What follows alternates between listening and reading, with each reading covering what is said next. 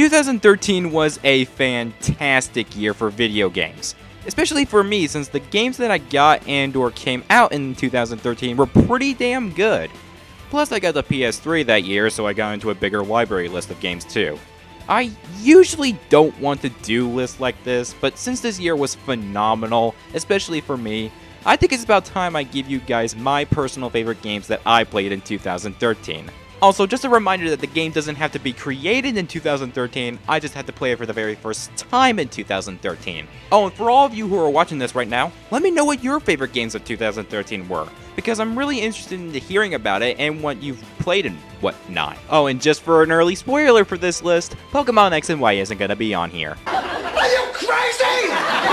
Alright, it seems I accidentally pissed a good chunk of people off already, so let's get this started. Here are my top 10 games I played in 2013.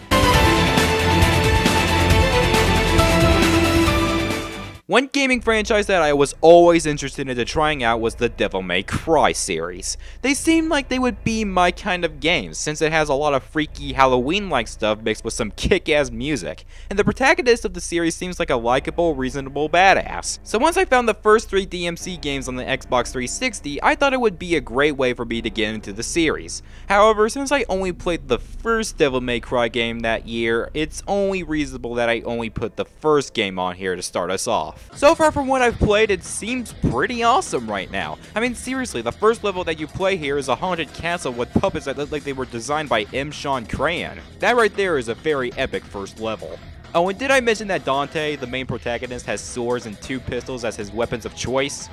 That is a high-quality definition of badass right there. The main reason as to why this is the lowest on the list, though, is that unlike the rest of the games you'll see on here, I've played this the least out of them all so far. I mean, I've only gotten through like 10 missions through the game so far. That and the controls just felt a little weird when I first played the game. Aside from that, I am liking what I'm seeing so far. Hopefully this year I'll be able to play Devil May Cry 2 and 3, and who knows? This may be one of my newest favorite video game franchises, and I can even say that I'm even tempted to give the reboot game a try. Oh jeez, the fanboys are gonna kill me for saying that.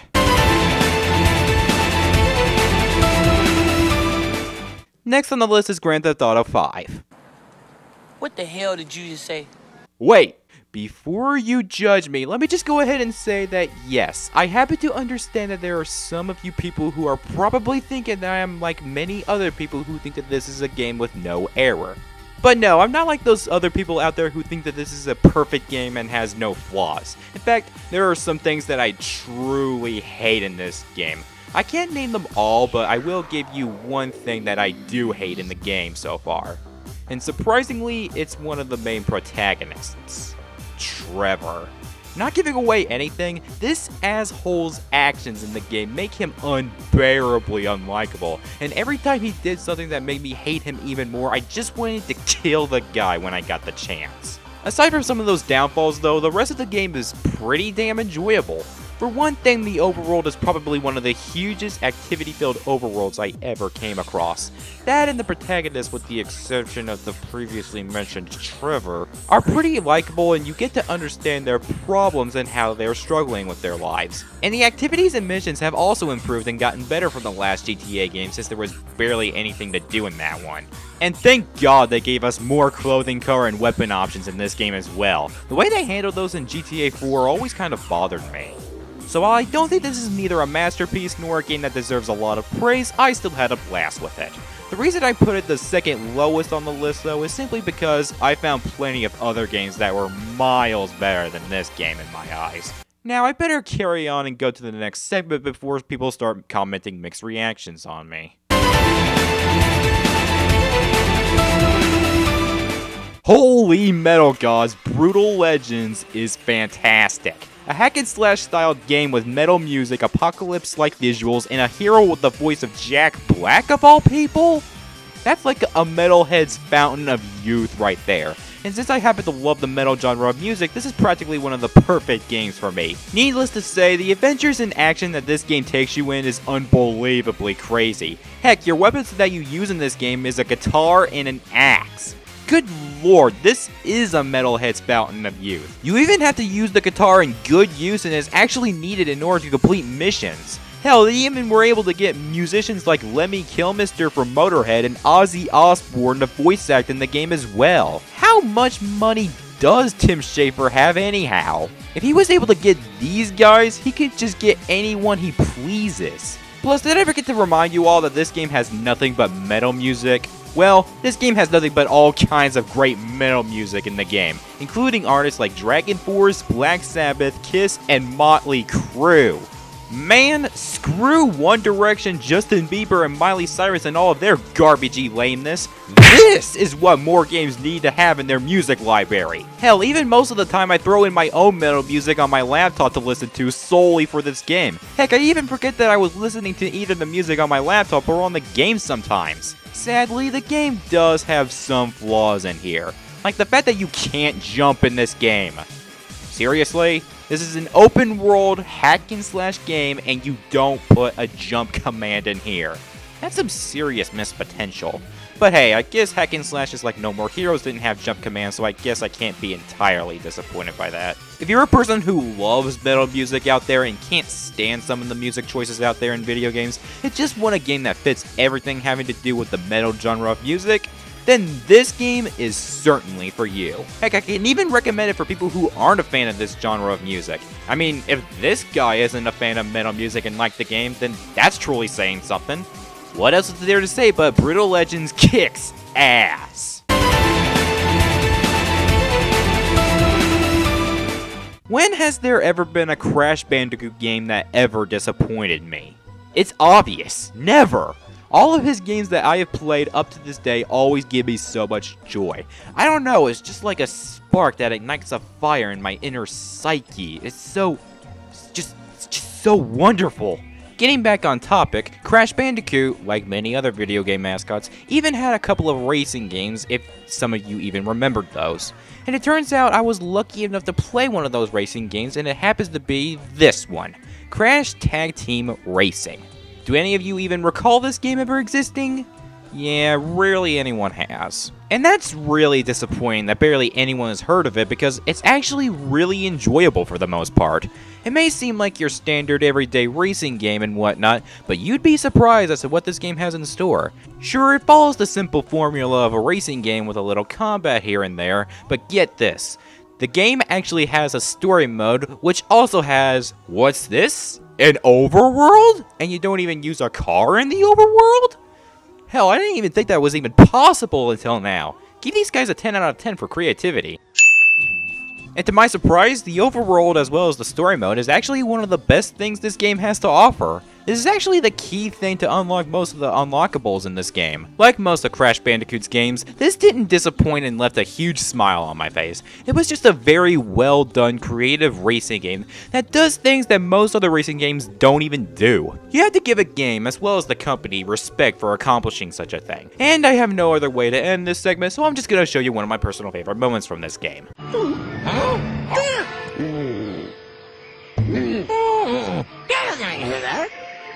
No.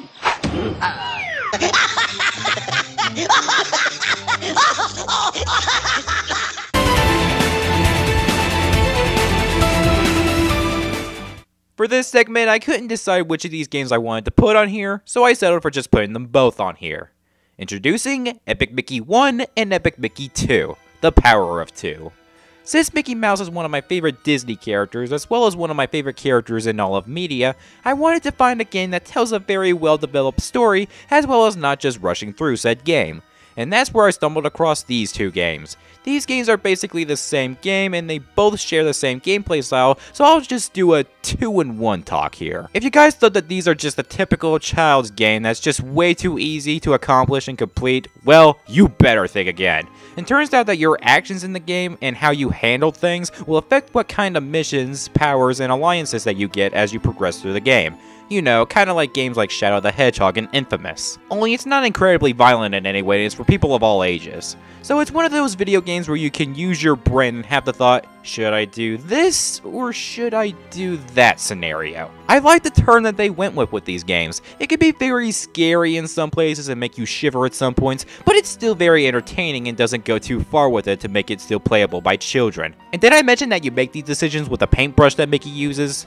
No kidding. You can either use this to restore objects and turn enemies into good guys, or to increase the damage and turn the enemies into even more evil bad guys. And that's where the whole this or that part of the game comes into place. It's pretty thought-worthy, to be honest. The only problem with this game that I have, however, is the camera.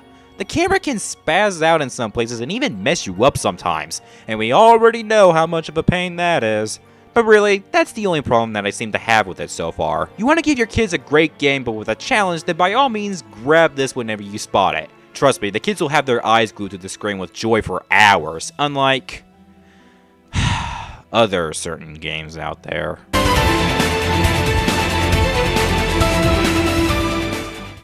Oh boy, what else do I have to say but, yeah, a Naruto game is on here. And of course, it just barely made my top 5. I know you're all giving me that look of disgust since, of course, it's Naruto and most people were rather split with it. But really, I just couldn't resist. To be honest, I really wasn't expecting much from this game. In fact, I thought it was just going to be similar to Naruto Ultimate Ninja Storm 2, but with more characters and a continuation of the story in the actual anime. But obviously, I spoke too soon for saying such a thing. It didn't just add more characters, including younger versions of the other characters in the original series, but it also changed a few things as far as the actual gameplay comes into place. Like actually having a bar that tells you how many substitutions that you use, as well as having a specific button to press for using said substitution. Unlike the other games in the Ninja Storm series where you just have to get lucky and guess. Which is good because that gave me a lot of stress playing these games. Okay, that's kind of annoying. Okay, I'm pressing the button right here. I'm trying to avoid this. I'm trying to make the substitution work with it. Come on, you damn substitution thing. Work with me. Frick. Damn you to hell. All joking aside, this game improved on the problems that I had with the other games in the Ninja Storm series, and even took advantage of what you can do in the story mode, including adding an ultimate decision part of the game, where you can choose whether you want to continue on a certain fight by doing this, or by doing that. Trust me, it makes a lot more sense when you actually play the game. Plus, the boss battles in the game are some of the most breathtaking eye candy that you'll ever see. Even if you're not a fan of the anime in general, I would still recommend at least renting the game to check out the features that it has to offer. At least just give it a shot and give it a chance before criticizing and bashing it. Around this year, I got into another video game franchise called Sly Cooper, and I played the third game in the franchise, and I immediately grew a liking to the game and wanted to find the other games and give them a shot. So Sly Cooper 3 Honor Among Thieves is on here, right? Actually, no, it's not, because I was lucky enough to buy a PS3 around this year and bought 3 games with it. One of them being the most recent game in the Sly Cooper franchise, Sly Cooper 4 Thieves in Time. Finally, we have our first PS3 game on here. Sly 3 did get me interested in the franchise, but Sly 4 made this franchise one of my immediate favorites. This game truly did the series justice since it was like, what, 8 years since the last game came out? And I mean, I had high hopes for this game, but I never thought that the game would be this great. Let me tell you, it's great to see Sly Cooper getting more attention and getting another game in the franchise, since people were really anxious to see another Sly Cooper game in the light of day. This is the breakthrough that Sly Cooper fans wanted, and it really shows. Not only did it follow the respective formula of the franchise, but it also improved the art style in both the cutscenes and gameplay. Just wow, it's just such a beautiful art style, this game. And not only that, we even get to meet Sly Cooper's actual ancestors in the game. And you know what? They're also part of the reason as to why this game is so freaking awesome. Their gameplay mechanics, while still similar to Sly himself, have some slight differences to them since there are some parts of the game where they are actually needed. Well, you know what they say, coolness and awesomeness does run in the Cooper family. But sadly and unfortunately, the game has some problems. And the reason as to why it's nowhere higher on the list is when the final level of the game came around the corner. The final boss of the game was just so easy. I'm not going to show it to you and spoil anything, but the final boss was really disappointing to me, since the rest of the game was just phenomenal and brilliant, and seeing this didn't give me in the same mood that the rest of the game gave me. Plus, that ending. That flippin' ending did not make me very happy. Again, I'm not gonna show it, but all I can say is that you'll be very ticked off from what you see. Nevertheless, despite being the most recent game in the franchise, this is my favorite game in the Sly Cooper franchise, no questions asked. And I have extreme high hopes for the next Sly Cooper game, as long as they don't take a long time to make the game. Seriously, creators, don't take another 8 years to make the next game. Why do I keep hearing people say that this game sucks and is nothing but a Super Smash Bros. Ripoff? Because I'll tell you right now, it most certainly does not suck. In fact, I can safely say that PlayStation All-Stars Battle Royale is probably one of the most overhated gems on the PS3. Yeah, I said it. Come at me, haters. Anyway, this is just a clever fighting game with some changes that I think work pretty well for the PS3 while still being entertaining. I mean, come on, when was the last time you saw awesome Sony characters going head-to-head and beating the living crap out of each other? That doesn't count. Plus, I haven't played that game yet.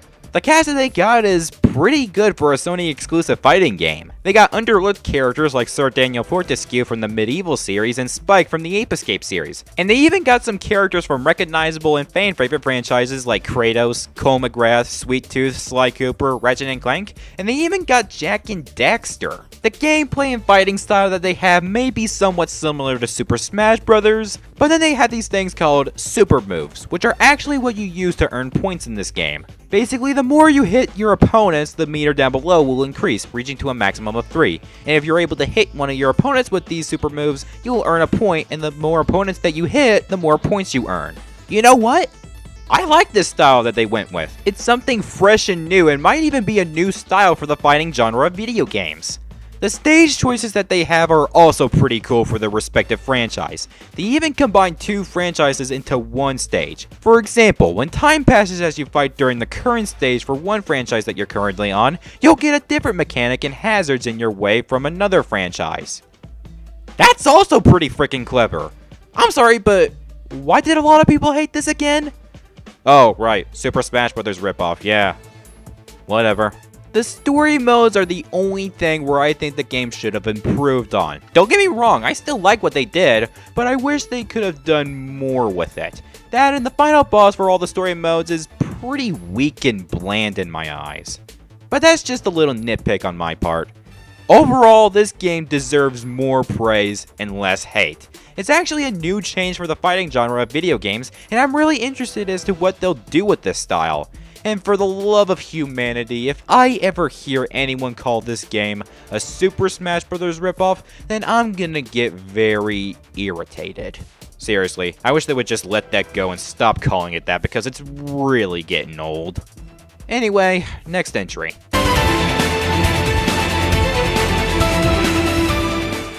Last year, I came across this sacred gem called Rayman Origins, and I immediately fell in love with this game. It was easily one of the greatest games I've ever played due to the fact that it restored the good name to one of my favorite video game franchises, Rayman. So when I heard that they were going to do a sequel to the game, I had high hopes for it and I thought it was going to be just as good as the other game. And I thought it was also going to be one of the best games of the year. And I was right on the money with that statement. Rayman Legends has every aspect that was fantastic about the first game and made it twice as amazing. They even changed the art style from the previous game like what they did in Sly Cooper Thieves in Time. It was a good change and looks absolutely beautiful. They even bumped up the difficulty of the game and even added new characters and costumes for the characters, including console exclusive costumes for one character. And one thing that makes the game stand out the most from anything else is the music stages in the game. Good lord, I have never thought a game could have music levels that were so in sync with the music and have a lot of rhythm to the beat than this game. Like I said, the music is perfectly in sync with the gameplay, and the jumps and attacks even go with the beat of the music stages. Man, I knew that Rayman was awesome when it came to the music, but I never knew it could be this awesome. That is quite the accomplishment there. Really, there isn't really much I could say about this game. It's just so great with how it handles everything. It even makes it better than the previous game. This is kind of like the Shrek 2 of sequels for video games out there. All of you other video game sequels out there that didn't do a game justice, take notes here. This is how you make a great sequel to an already great video game. Now, is there anything in the game that I think has problems? Sadly, there is. There are these levels called Living Dead Party, which is basically nothing but the music levels but in the style of 8-bit. However, these levels are hard as hell. I mean, it is like the music levels exactly, but they added these TV static effects that were not part of the actual TV screwing up. They put these in solely for hurting your eyes and screwing you up and want you to believe that it's your fault for screwing up. I mean, come on, that's just kind of annoying and really irritates you when you think about it. What, were they trying to give the gamers seizures while playing this game? But these levels are only for people who want to complete the game 100% and, well, not for young kids, so I can't be too hard on it, and that's just a little nitpick. Otherwise, this is what I consider to be the definition of fantastic video game sequels. I can even go as far as saying that it's probably one of the best sequels ever made for a video game. That shows you truly put your heart and soul into the game and really put in the effort into everything.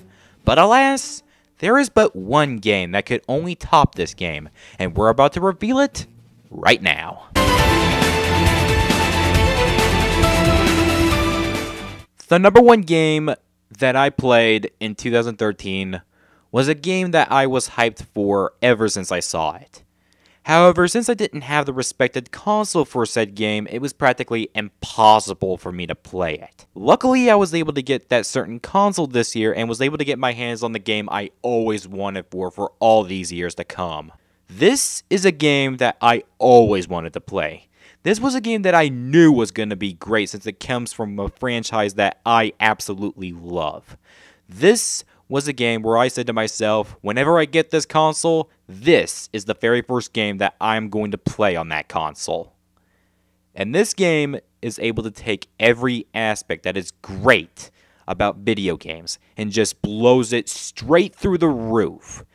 And for what I experienced with this game, there was no question or doubt about it being number one on this list.